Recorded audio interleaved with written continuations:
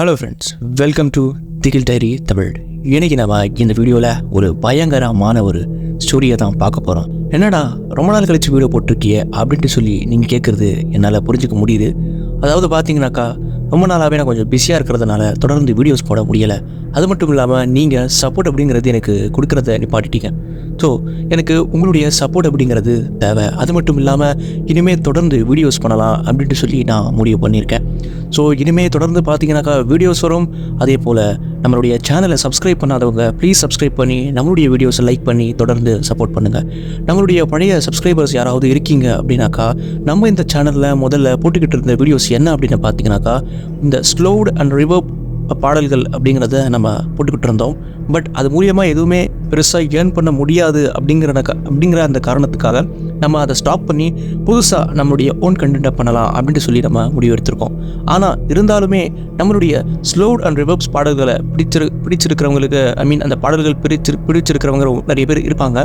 So அவங்களுக்கு மீண்டும் அந்த ஸ்லோவ் அண்ட் ரிவர்ப்ஸ் பாடல்கள் வேணும் அப்படின்னாக்கா நம்ம அதுக்காக தனியாக ஒரு சேனலை க்ரியேட் பண்ணியிருக்கோம். அந்த சேனலுடைய பேர் என்ன அப்படின்னாக்கா ரிவர்ப்ஸ் பாடல்கள். அந்த சேனலுடைய லிங்க் நான் டிஸ்கிரிப்ஷனில் தரேன். அங்கே நீங்கள் அந்த பாடல்களை கேட்டு என்ஜாய் பண்ணலாம். அது மட்டுமே இல்லாமல் இந்த சேனலுக்கும் நம்மளுடைய இந்த ஸ்டோரிஸை கேட்டு சப்போர்ட் பண்ணிங்க அப்படின்னாக்கா நான் இதிலிருந்து கொஞ்சம் மணி அப்படிங்கிறத ஏர்ன் பண்ணலாம். ஸோ ரொம்ப யோசிக்காமல் நம்மளுடைய சேனலுக்கு சப்ஸ்கிரைப் பண்ணி எனக்கு சப்போர்ட் பண்ணுங்கள். வாங்க வீடியோக்குள்ளே போயிடலாம். இன்றைக்கி நம்ம பார்க்கக்கூடிய ஸ்டோரிஸ் என்ன அப்படின்னு பார்த்தீங்கன்னாக்கா, அதாவது ஸ்டோரி சொல்கிறதுக்கு முன்னாடி நான் ஒரு விஷயத்தை உங்ககிட்ட கிளியர் பண்ண விரும்புகிறேன். இந்த ஸ்டோரி நீங்கள் இரவு நேரத்தில் பார்த்துக்கிட்டு இருக்கீங்க அப்படின்னாக்கா தயவுசெய்து நீங்கள் இந்த வீடியோ பார்த்ததுக்கப்புறம் தூங்கவே மாட்டீங்க அப்படின்னு சொல்லலாம். அது மட்டும் இல்லாமல் இந்த கதை உங்களுடைய தூக்கத்தையே கெடுக்கும் அப்படின்னு சொல்லலாம். ஸோ இந்த ஸ்டோரி ரொம்பவே பயங்கரமாக இருக்கும் போது அதனால் ஹெட்செட்டை மாட்டிக்கிட்டு தனியாக இந்த ஸ்டோரியை நீங்கள் கேட்டிங்க அப்படின்னாக்கா ரொம்பவே ஃபீல் இருக்கும். ஸோ இந்த ஸ்டோரி பார்த்தீங்கன்னாக்கா நார்த் இந்தியாவில் இருக்கக்கூடிய ஒரு நபருக்கு நடந்த உண்மை சம்பவம்.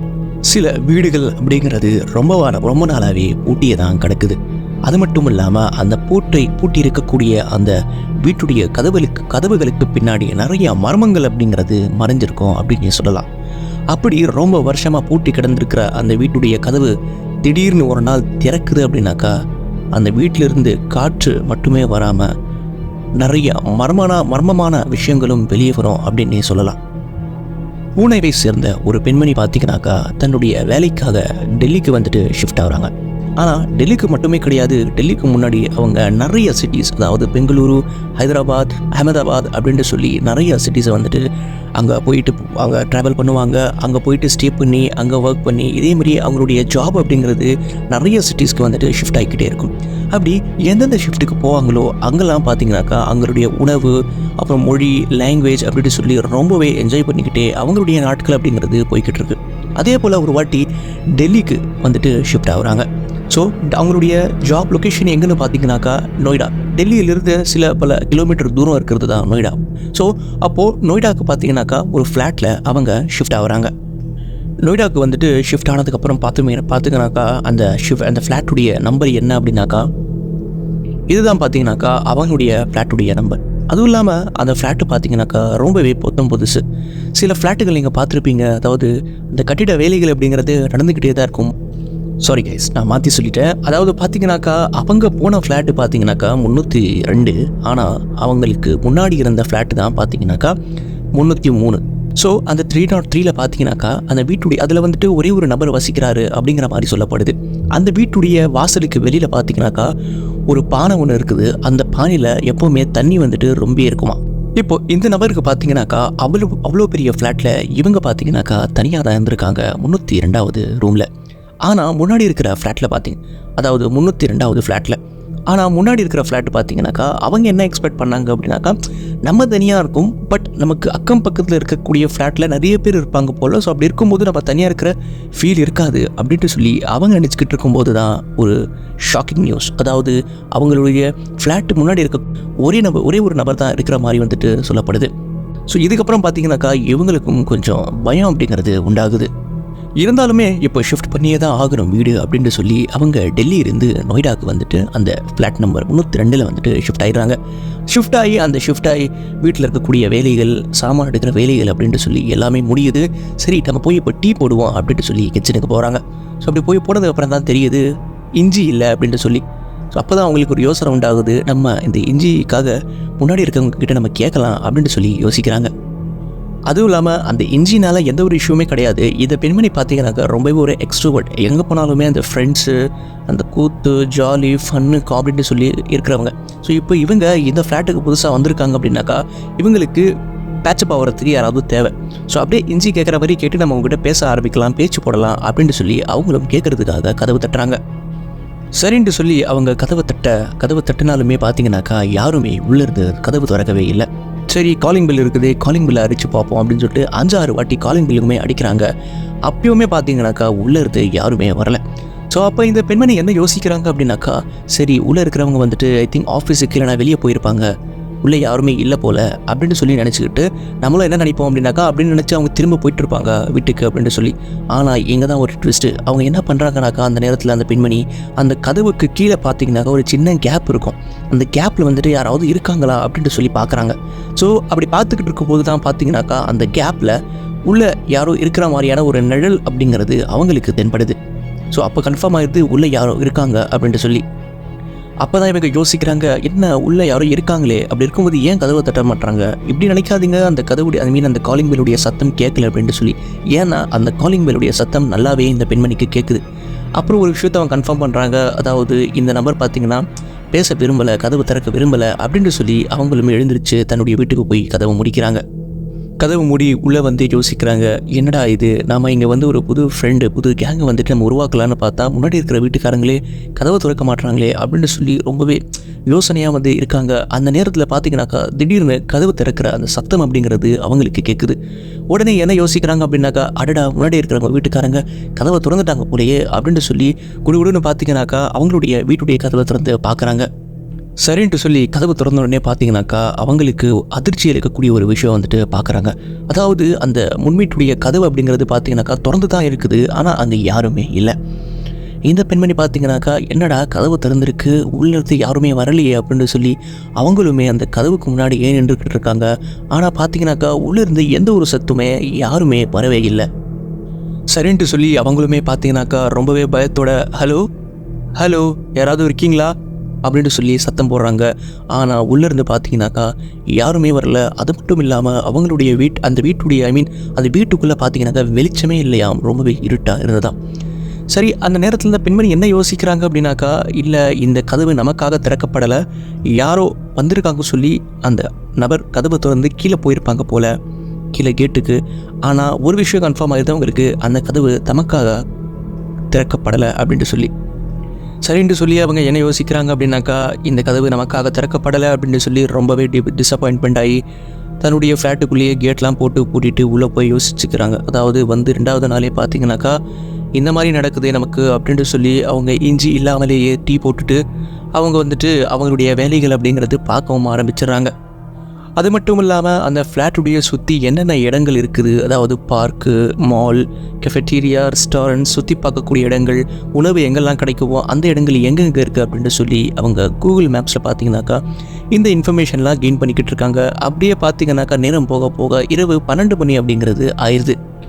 உடனே கரெக்டாக ஒரு 12 மணிக்கு அது சுற்றி தான் அரௌண்டு 12 மணி தான்.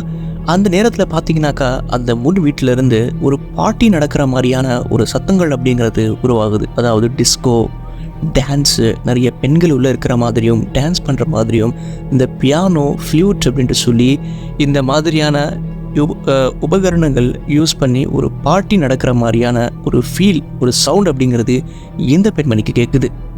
அந்த நேரத்தில் அந்த பெண்மணி என்ன யோசிக்கிறாங்க அப்படின்னாக்கா, அதாவது இன்றைக்கி எந்த ஸ்பெஷல் டேவும் கிடையாது, எந்த ஒரு ஃபெஸ்டிவலுமே கிடையாது, அப்படி இருக்கும்போது முன் வீட்டில் ஏன் பார்ட்டி நடக்குது அப்படின்ட்டு சொல்லி ரொம்பவே யோசிச்சுக்கிட்டு அவங்க அந்த நேரத்தில் தூங்குறதுக்காக ட்ரை பண்ணிக்கிட்டு இருக்காங்க.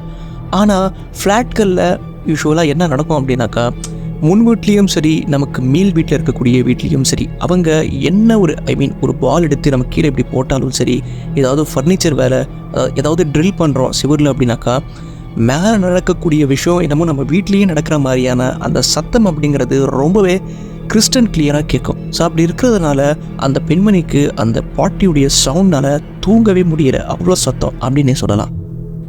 அந்த நேரத்தில் அவங்க பார்த்தீங்கன்னாக்கா ரொம்பவே டிப்ரெஸ் ஆகி அவங்க தூங்குறதுக்காக ட்ரை பண்ணுறாங்க. ஆனால் பார்த்தீங்கன்னாக்கா தூக்கமே வரல.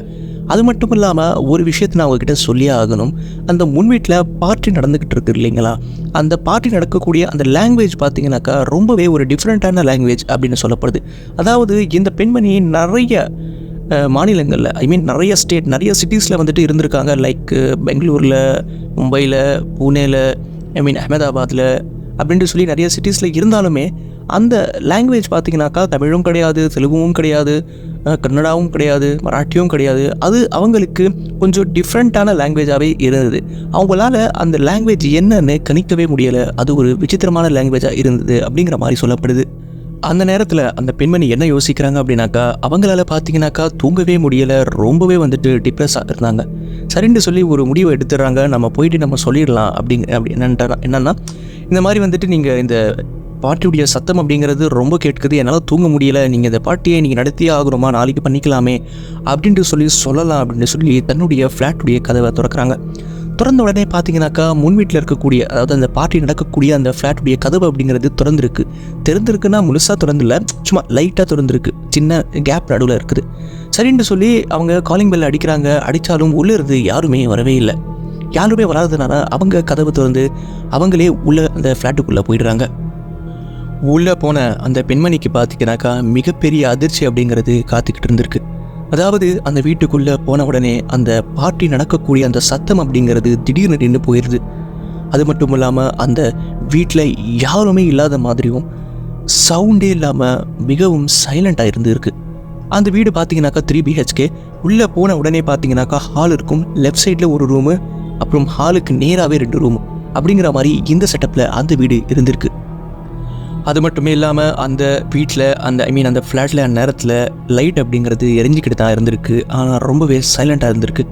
அந்த நேரத்தில் அந்த பெண்மணி என்ன யோசிக்கிறாங்க அப்படின்னாக்கா, அவங்க ரொம்ப பயந்துட்டாங்களோ, நான் வந்துட்டு உள்ளே வந்தது வேறு யாரோ அப்படின்னு நினச்சி பயந்து இருக்காங்களோ அப்படின்னு சொல்லி யோசிச்சுக்கிட்டு இருக்கிற இந்த நேரத்தில் திடீர்னு ஒரு சவுண்ட் அப்படிங்கிறது வருது. யாரோ உள்ள டான்ஸ் ஆடுற மாதிரியான அந்த சவுண்ட் அப்படிங்கிறது அவங்களுக்கு கேட்குது. சரி, அந்த சத்தம் எங்கிருந்து வருது அப்படின்னு சொல்லி அவங்களும் தேடிக்கிட்டே போகிறாங்க. அந்த சத்தம் எந்த ரூமில் இருந்து வந்துக்கிட்டு இருந்திருக்கு அப்படின்னாக்கா, ஹாலுக்குள்ளே நுழைஞ்ச உடனே லெஃப்ட் சைடில் ஒரு ரூம் இருக்கும் அப்படின்னு சொல்லி நான் சொல்லியிருந்தேன். அந்த ரூமில் இருந்து தான் அந்த சத்தம் வந்திருக்கு. இந்த பெண்மணியுமே பார்த்தீங்கன்னாக்கா அந்த ரூமுக்குள்ளே நுழையலாம் அப்படின்ட்டு சொல்லி அந்த ரூமுக்குள்ளே காலடியை வைக்கிறாங்க. அந்த நேரத்தில் பார்த்தீங்கன்னாக்கா அந்த பெண்மணிக்கு மிகப்பெரிய ஒரு அதிர்ச்சி அப்படிங்கிறது காத்துக்கிட்டு இருந்திருக்கு. எந்த ரூம்லேருந்து அந்த பார்ட்டி நடக்கக்கூடிய அந்த சத்தம் அப்படிங்கிறது வந்துக்கிட்டு இருந்ததோ அந்த ரூமுக்குள்ளே தான் இந்த பெண்மணி நுழைஞ்சிருக்காங்க. ஆனால் உள்ளே போன உடனே பார்த்தீங்கன்னாக்கா அந்த ரூமில் யாருமே இல்லை, ஒரு சத்தம் கூட வரலை. உடனே பார்த்தீங்கன்னாக்கா அந்த பெண்மணி ரொம்பவே பயந்து போயிடுறாங்க. என்னடா இந்த ரூம்லேருந்து தான் சத்தம் வந்துக்கிட்டு இருந்தது, உள்ளே யாருமே இல்லையே. அப்புறம் யோசிக்கிறாங்க, வேறு ஏதாவது ஃப்ளாட் இருந்து சத்தம் வந்திருக்குமோ. அதுவும் இல்லாமல் பார்த்தீங்கன்னாக்கா அந்த பெண்மணி அந்த ஃப்ளாட்டுக்கு புதுசு. அவங்களுக்கு அந்த ஃப்ளாட்லேயும் சரி, ஃப்ளாட்டில் சுற்றி யாரையுமே தெரியாது. அவங்க வந்துட்டு அவங்க ஊருக்கே புதுசு. அப்படி இருக்கும்போது அந்த ஃப்ளாட்டுக்குமே புதுசு, அவங்களுக்கு யாருமே தெரியாது. இருந்தாலும் இப்படிப்பட்ட சமூகங்கள் நடக்கிறதால அவங்க ரொம்பவே பயந்து போய் தன்னுடைய ரூமுக்கே எல்லாத்தையும் கதவு கேட் அப்படின்னு சொல்லி எல்லாமே பூட்டிக்கிட்டு அவங்களுடைய ஃப்ளாட்டுக்கே போயிடுறாங்க. அது மட்டும் இல்லாமல் அந்த பெண்மணி தன்னுடைய வீட்டுக்குள்ளே போனதுமே பார்த்தீங்கன்னாக்கா மறுபடியும் அந்த டான்ஸ் ஆடுற சத்தம் அப்படிங்கிறது ஹாலில் இருந்து வர மாதிரியே கேட்குது. அதாவது உள்ளே வந்த உடனே பார்த்தீங்கன்னாக்கா ஹாலில் இருந்து, அதாவது முன் வீட்டுடைய ஹாலில் இருந்து இல்லைங்க, அவங்க சொந்த ஃப்ளாட்டில் அவங்களுடைய வீட்டுடைய ஃப்ளாட்டில் இருந்தே ஹாலில் இருந்து ஒரு சத்தம், அந்த டான்ஸ் ஆடுற சத்தம் அப்படிங்கிறது அவங்களுக்கு வர ஆரம்பிக்குது. உடனே அந்த பெண்மணி, என்னடா இது, மறுபடியும் இந்த சத்தம் நம்ம ஹாலில் இருந்து கேட்குது அப்படின்னு சொல்லி ரொம்பவே பயத்தோட போகலாமா வேணாமா அப்படின்ட்டு சொல்லி யோசிக்கிறாங்க. ஏன்னா இந்த சிச்சுவேஷனில் அவங்க போய் தான் ஆகணும், இல்லைன்னா அவங்க அந்த பெண்மணி வேறு எந்த வீட்லேயுமே தங்க முடியாது, அவங்களுக்கு அங்கே யாரையுமே தெரியாது அப்படின்ட்டு சொல்லி அவங்களும் மிகவும் தைரியத்தோட ஹாலுக்கு போகிறாங்க. ஹாலுக்கு போனாதான் அவங்களுக்கு ஒரு ஹாரர் அப்படிங்கிறது கண்ணுக்கு முன்னாடி தென்படுது. அப்போ தான் பார்த்தீங்கன்னாக்கா அந்த ஹாலில் அந்த பெண்மணிக்கு முன்னாடி ஒரு உருவம் அப்படிங்கிறது நின்றுக்கிட்டு இருக்கு. அந்த உருவம் பார்த்தீங்கன்னாக்கா ஒரு பெண்மணியுடைய உருவம், மிகவும் நீளமான தலைமுடி தரையிலேயே ஒட்டுது. அதுவும் இல்லாமல் ரெட் கலரில் சாரி போட்டிருக்காங்க, ரெட் கலரில் வளையல் போட்டிருக்காங்க. கண்ணும் பார்த்தீங்கன்னா சிறிது ரெட் கலராக இருந்திருக்கு. அந்த பெண் உருவம் பார்த்தீங்கன்னாக்கா அந்த நேரத்தில் ரொம்பவே கோபமாக இருந்தது அப்படிங்கிற மாதிரி சொல்லப்படுது. அதுவும் இல்லாமல் அந்த நேரத்தில் அந்த பெண் உருவம் பரதநாட்டியம் ஆடிக்கிட்டு இருந்தாங்க ரொம்பவே கோபத்தோட அப்படிங்கிற மாதிரியும் சொல்லப்படுது. அது மட்டும் இல்லாமல் இந்த பெண்மணிக்கு பார்த்தீங்கன்னாக்கா ரொம்பவே பயத்தில் திகைச்சு போய் இப்போ நம்ம என்ன பண்ணுறது அப்படின்னு சொல்லி ஒன்றுமே தெரியாமல் முழிச்சுக்கிட்டு இருந்திருக்காங்க. அதே நேரத்தில் அந்த முன்னாடி நிற்கக்கூடிய அந்த பெண் உருவம் பார்த்தீங்கன்னாக்கா ரொம்பவே கோபத்தோட சில நேரங்களில் சிரித்து சில நேரங்களில் முறைச்சு அப்படின்னு சொல்லி அந்த பரதநாட்டியம் அப்படிங்கிறது ஆடிக்கிட்டே தான் இருந்திருக்காங்க. உடனே பார்த்தீங்கன்னாக்கா அந்த பெண் உருவம் அப்படிங்கிறவங்க டான்ஸ் ஆடிக்கிட்டே பார்த்தீங்கன்னாக்கா அந்த இடத்துல அப்படியே கீழே விழுந்துடுறாங்க. இதை பார்த்து இந்த பெண்மணிக்கு நம்ம இப்போ என்ன பண்ணுறது அப்படின்னு புரியாமல் அதே இடத்துல இருந்துருக்காங்க. ஸோ கொஞ்சம் நேரம் ஆன உடனே பார்த்தீங்கன்னாக்கா நம்ம அவங்கள போய் கேட்கலாமா என்ன ஆச்சு அப்படின்னு சொல்லி கொஞ்சம் கொஞ்சமாக அந்த பெண் உருவம் கிட்ட போயிட்டே இருக்காங்க. அங்கே போனதுக்கப்புறம், ஆண்டி என்ன ஆச்சு உங்களுக்கு? ஓகே தானே நீங்கள்? என்ன ஆச்சு சொல்லுங்கள் ஆண்டி, உங்களுக்கு என்ன ஆச்சு அப்படின்ட்டு சொல்லி ரொம்பவே ஸ்லோவாக பயத்தோட கேட்குறாங்க. அந்த நேரத்தில் பார்த்தீங்கன்னாக்கா அந்த பெண் உருவம் திடீர்னு அவங்களுடைய தலையை தூக்கி நேராக இந்த பெண்மணியை பார்க்குறாங்க. அந்த நேரத்தில் அந்த பெண் உருவங்களுடைய கண்கள் அப்படிங்கிறது ரொம்பவே வெள்ளையாக இருந்திருக்கு. இதை பார்த்த உடனே பார்த்தீங்கன்னாக்கா இந்த பெண்மணி மயக்கம் போட்டு அப்படியே கீழே விழுந்துடுறாங்க. அதாவது அவங்க கண்ணு விழித்து பார்த்துக்கிட்டு இருக்கும்போது அவங்க அந்த பெண்மணி ஹாஸ்பிட்டலில் இருந்திருக்காங்க. அவங்க எப்படி ஹாஸ்பிட்டலுக்கு வந்திருக்காங்க அப்படின்னாக்கா, அதாவது இந்த பெண் உருவம் அந்த கண்ணு வெள்ளையாக ஆன உடனே இந்த பெண்மணி ரொம்பவே பெருசாக ஒரு கத்தி ரொம்பவே ஜோராக கத்திருக்காங்க. முன்னாடியே சொன்ன மாதிரி அந்த ஃப்ளாட்களில் ஏதாவது கொஞ்சம் சத்தம் ஏற்படுது அப்படின்னாக்கா கீழே இருக்கிறவங்களுக்கும் முன்னாடி இருக்கிறவங்களுக்கும் ரொம்பவே கிளியராக கேட்கும் அப்படின்னு சொல்லி. அதே போல் பார்த்தீங்கன்னாக்கா அந்த பெண்மணி இருக்கக்கூடிய கீழ் வீட்டில் இருக்கக்கூடிய ஃப்ளாட்டில் கொஞ்சம் சத்தம் கேட்டதுனால அவங்களும் பதறி அடித்து அந்த இரவு நேரத்தில் வீட்டில் கதவை தட்டியிருக்காங்க. ஆனால் அந்த நேரத்தில் யாருமே வராததுனால ஒரு ஜன்னல் மட்டும் அந்த நேரத்தில் திறந்துருக்கு. அப்படி அந்த ஜன்னலை திறந்து பார்க்கும்போது இந்த பெண்மணி கீழே விழுந்து கிடக்கிறத அவங்க பார்த்துருக்காங்க. உடனே பார்த்தீங்கன்னா கதவுகளுடைய பூட்டு அப்படிங்கிறது உடைக்கப்பட்டு அந்த பெண்மணியை அந்த இரவு நேரத்தில் ஹாஸ்பிட்டலில் சேர்த்துருக்காங்க. ஆனால் அந்த பெண்மணியை கதவு உடைச்சு உள்ளே போகும்போது இந்த பெண் உருவம் அப்படிங்கிறது அந்த இடத்துல இல்லவே இல்லை அப்படிங்கிற மாதிரி அந்த கீழ் வீட்டில் இருக்கக்கூடிய அந்த நபர்கள் சொல்லியிருக்காங்க. உடனே கண்ணு விழிச்ச உடனே பார்த்தீங்கன்னாக்கா இனிமேல் இந்த ஃப்ளாட்டில் இருக்கவே கூடாது நம்ம அப்படின்ட்டு சொல்லி உடனே அந்த பெண்மணி வேற ஒரு ஃப்ளாட்டில் வந்துட்டு ஷிஃப்ட் ஆயிடுறாங்க. ஸோ இந்த சம்பவம் பார்த்தீங்கன்னாக்கா உண்மை சம்பவம், நோய்டால நடந்த ஒரு உண்மை சம்பவம். ஸோ இதே போல் உங்களுடைய வாழ்க்கையிலையும் ஏதாவது அமானுஷ்ய விஷயங்கள், அமானுஷ்ய நிகழ்வுகள், ரியல் லைஃப் கோஸ்ட் எக்ஸ்பீரியன்ஸ் இருக்குது அப்படின்னாக்கா அந்த ஸ்டோரியை நீங்கள் எனக்கு ஷேர் பண்ணலாம். அதுக்காக நான் ஒரு இமெயில் ஐடியை நான் ஸ்க்ரீனில் உங்களுக்கு ஷேர் பண்ணுறேன். அந்த இமெயில் ஐடியை நீங்கள் டெக்ஸ்ட் மூலியமாகவோ இல்லை வாய்ஸ் மெசேஜ் மூலியமாகவோ நீங்கள் எனக்கு ஷேர் பண்ணிங்க அப்படின்னாக்கா நான் அந்த ஸ்டோரியை வீடியோவாக மேக் பண்ணி நான் நம்மளுடைய சேனலை போஸ்ட் பண்ணுவேன். ஸோ இந்த வீடியோ ரொம்பவே சுவாரஸ்யமாக இருந்திருக்கும் அப்படின்ட்டு சொல்லி நான் நினைக்கிறேன். இதே போல் வீடியோஸ் பார்க்கணுன்னா மறக்காமல் நம்மளுடைய சேனலை சப்போர்ட் பண்ணி சப்ஸ்கிரைப் பண்ணி எனக்கு ஒரு ஆதரவை கொடுங்க.